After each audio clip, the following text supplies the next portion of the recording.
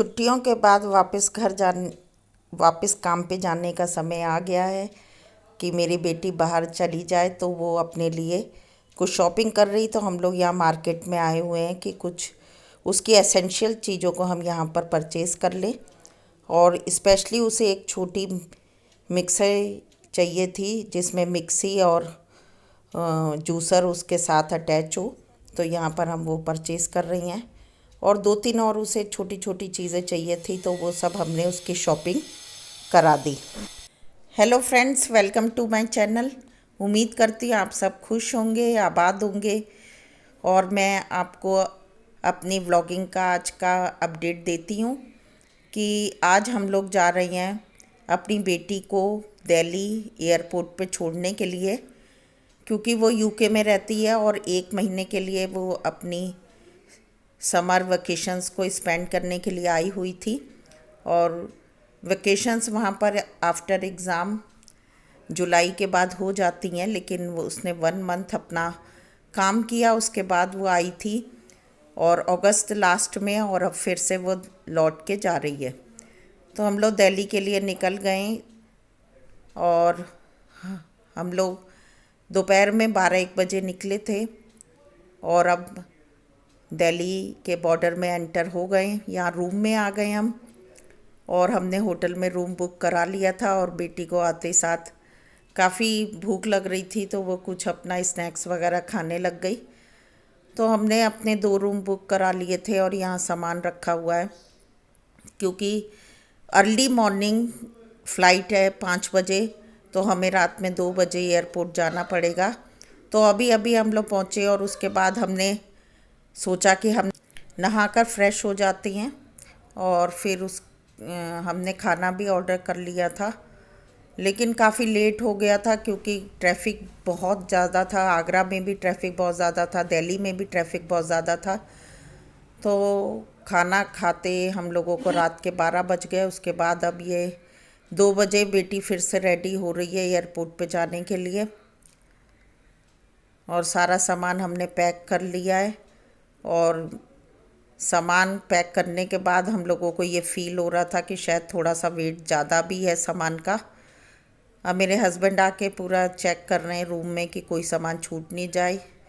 और यहाँ हम लोग लिफ्ट में हैं और वो हाथ लगा रही है आगे कि मेरी वीडियो मत बनाओ।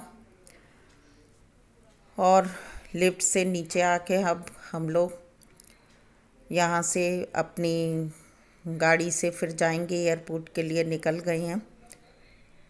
और रात के समय एयरपोर्ट की लाइटिंग्स बहुत ही सुंदर लग रही थी। और इंटरनेशनल एयरपोर्ट है तो काफ़ी बहुत ज़्यादा बड़ा भी है। और काफ़ी ड्राइव के बाद अंदर जाकर, और हम लोगों को डिपार्चर पे जाना था और टर्मिनल 3 पे जाना था। तो टर्मिनल 1, टर्मिनल 2 पार करके हम लोग टर्मिनल 3 पे पहुंचने वाले हैं। और वहां पहुंचकर फिर हमें फिर से दोबारा से बेटी को एक फ़िक्र हो रही है कि वेट कराना है सामान का, क्योंकि एक बैग में हम 23 केजी से ज़्यादा नहीं ले जा सकते हैं। और उसके पास 2 बैग थे और दोनों में ही सेम वेट होना चाहिए।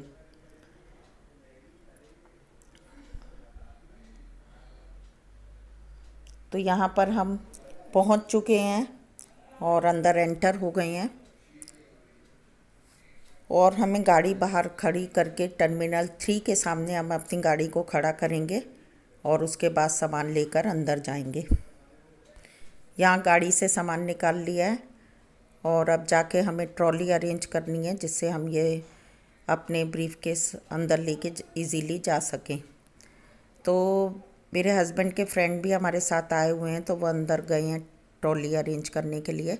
तो ये ट्रॉली लेकर आ गए हैं, तो इस पे सारा सामान रख के फिर हम लोग अंदर चले जाएंगे। बच्चे जब आकर घर पे रह लेते हैं तो घर से जाते समय उनको काफ़ी फ़ील होता है। और यहाँ बेटी का चेहरा उतरा हुआ है, और पापा को भी उसके काफ़ी बुरा लग रहा है, लेकिन अब क्या करें, बच्चों के फ्यूचर के लिए हमें बाहर भेजना पड़ता है, अपने से दूर करना पड़ता है।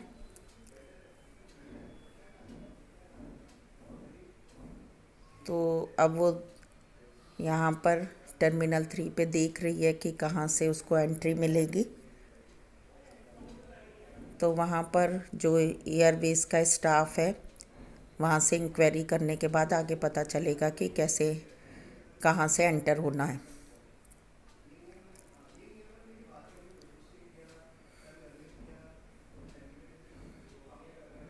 और उसके पापा उस बेटी को इंस्ट्रक्शंस देते हुए कि कैसे पूरी चीज़ों का ध्यान रखना है, और सारी चीज़ें उससे पूछ रहे हैं कि पासपोर्ट वगैरह, उसके एसेंशियल डॉक्यूमेंट्स, आईडी सब अच्छे से रख ली है। तो वो अपने पापा को सब बताते हुए ये लोग आगे पहुंच गए।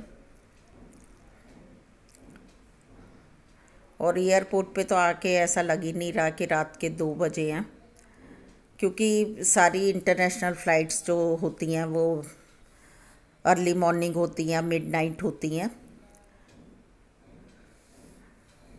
अब यहाँ पर उसने इंक्वायरी करके वो अपना सामान लेके अंदर एंटर हो रही है।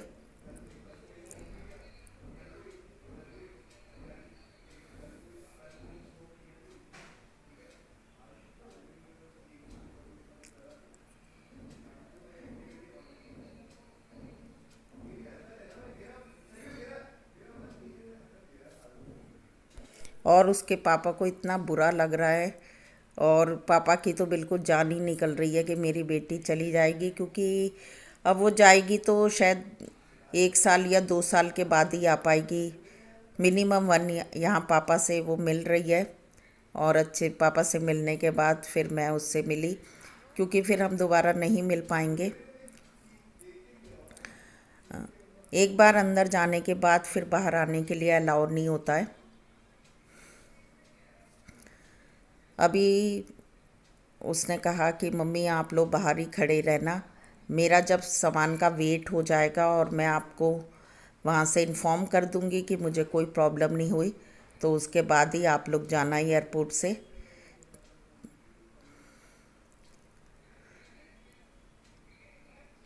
तो अब लोग बाहर खड़े होके वेट कर रहे हैं। और यहाँ देखिए कोई मुश्किल नहीं है, एयरपोर्ट पे इतना फैसिलिटीज़ आजकल हो गई हैं, और एयरवेज़ का जो स्टाफ है वो बड़े बुज़ुर्गों को अच्छे से व्हील चेयर पर लेकर जाता है। और यहाँ पर मैं देख रही हूँ कि छोटी छोटी लड़कियाँ भी अपने इंडिपेंडेंटली बड़े अच्छे से मैनेज करते हुए अपने सामान को और सारी चीज़ें वो अपनी फ़्लाइट ले लेती हैं, इधर से उधर दूसरी कंट्रीज़ में चली जाती हैं। तो आजकल बच्चे काफ़ी स्मार्ट हो गए हैं, और जिस तरीके से हम लोग कभी एक टाइम पे घबराते थे, लेकिन अब वैसा कुछ भी नहीं है। तो बच्चे आजकल अपना सब बहुत अच्छे तरीके से चीज़ों को हैंडल करते हैं। अब वो हम लोग बाहर वेट कर रहे हैं कि वो वहाँ से हमको वेट कराने के बाद इन्फॉर्म कर दे। तो यहाँ पर उसने हमें कॉल करके बता दिया कि उसके सामान का वेट एक्यूरेट है और सामान आराम से अंदर चला गया। तो अब हम लोग वापस अपने होटल के लिए आ गए। अब ये नेक्स्ट डे का क्लिप है, सुबह के 10 बजे, और हम लोग अपने घर लौटने के लिए ग्वालियर निकल चुके हैं।